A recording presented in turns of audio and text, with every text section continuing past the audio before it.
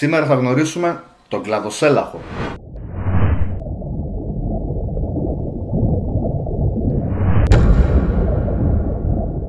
Συχνά μας ρωτάτε για τον μεγαλόδοντα. Τόσο συχνά μάλιστα που μας προβληματίζει το ότι πιστεύετε ότι δεν έχει εξαφανιστεί. Τόσα χρόνια ερευνών, το μόνο που βρίσκουμε από τον μεγαλόδοντα είναι απολιθωμένα δόντια. Από την άλλη, γνωρίζατε ότι δεν είναι μόνο ο μεγαλόδοντας που έχει εξαφανιστεί, αλλά υπάρχουν και πολλά άλλα είδη καρχαριών που έχουν χαθεί εδώ και χρόνια. Η αλήθεια είναι ότι οι καρχαρίες σαν είδη έχουν σταματήσει να εξελίσσονται εδώ και εκατομμύρια χρόνια. Αυτό σημαίνει ότι είναι τέλειοι και δεν χρειάζονται περαιτέρω εξέλιξη για να επιβιώσουν στη φύση. Τουλάχιστον αυτό λέει η βιβλιογραφία. Γιατί αν δούμε την ουσία του πράγματος, οι καρχαρίες λογάριαζαν χωρίς τον άνθρωπο. Όσο τέλειοι και να είναι, πολλά είδη καρχαριών κινδυνεύουν άμεσα με εξαφάνιση λόγω του ανθρώπινου παράγοντα.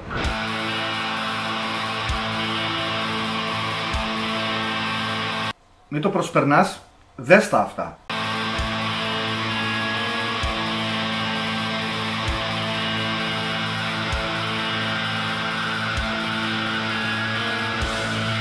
Τέτοιες σφαγές μόνο ο άνθρωπος τις κάνει.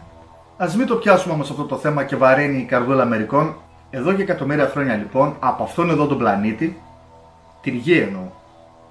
Πού είμαστε? Στη γη. Συνέχισε.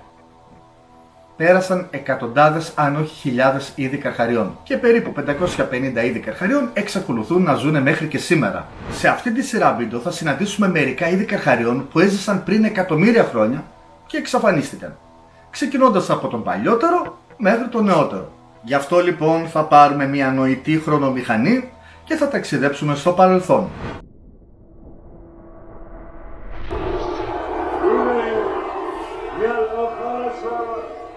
Εμένα αφήστε με εδώ. Τέλος πάντων, θα έρθω κι εγώ μαζί σας για να σας εξηγήσω.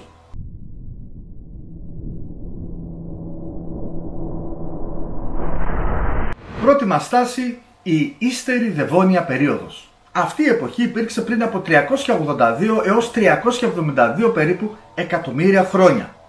Στην γη ζούσαν ελάχιστα ζώα, όπως τα πρώτα χερσαία σπονδυλωτά και τα αρθρόποδα. Η ζωή όμως ήταν στη θάλασσα. Τότε ζούσαν τα πλακόδερμα, όπως ο τεράστιος δακλαιόστεος, ο οποίος αν και δεν είναι καρχαρίες, αξίζει ένα βίντεο το συγκεκριμένο δυνατόψαρο. Τα λοβοπτέρυγα ψάρια ζούσαν επίσης σε αυτή την περίοδο. Είχαν στιβαρά πτερίγια, τα οποία αργότερα εξελίχθηκαν σε τετράποδα ζώα.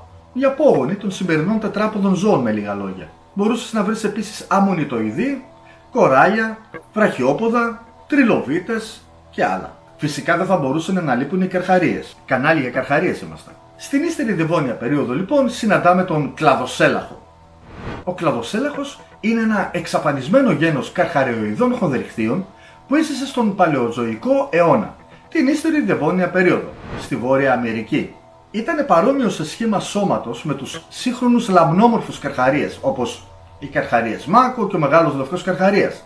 Αλλά δεν ήταν στενά συνδεδεμένος με αυτούς ή με οποιονδήποτε άλλο σύγχρονο καρχαρία. Διέθετε 5 βραχιακές σχισμές, αν και αρκετοί επιστήμονες δείχνουν να διαφωνούν, λέγοντας πως ίσως διέθετε 6 ή ίσως και 7 σχισμές.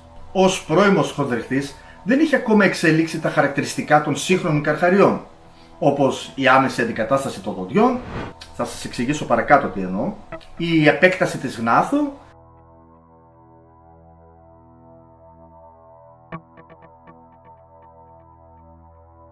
τα δόντια από σμάλτο και πιθανώς τα κλάσπες, τα τσουτσούνια του δηλαδή. Κάποιες μελέτες του 20ου αιώνα θεώρησαν ότι ο κλαδοσέλαχος είναι ένα βασικό μέλος των ελασμοβράχιων που μας οδήγησε στους σύγχρονους καρχαρίες, ενώ ύστερες μελέτες δείχνουν ότι ίσως τελικά ήταν πιο κοντά στις χήμερες.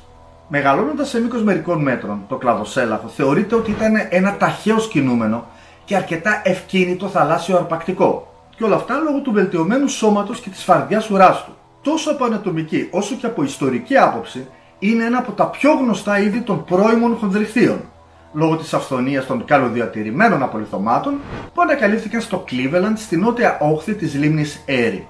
Φανταστείτε ότι εκτός από το χόνδρινο σκελετό, τα απολιθώματα ήταν τόσο καλά διατηρημένα που περιλάμβαναν ίχνη δέρματος, μυϊκές ίνες και εσωτερικά όργανα όπως τα νεφρά.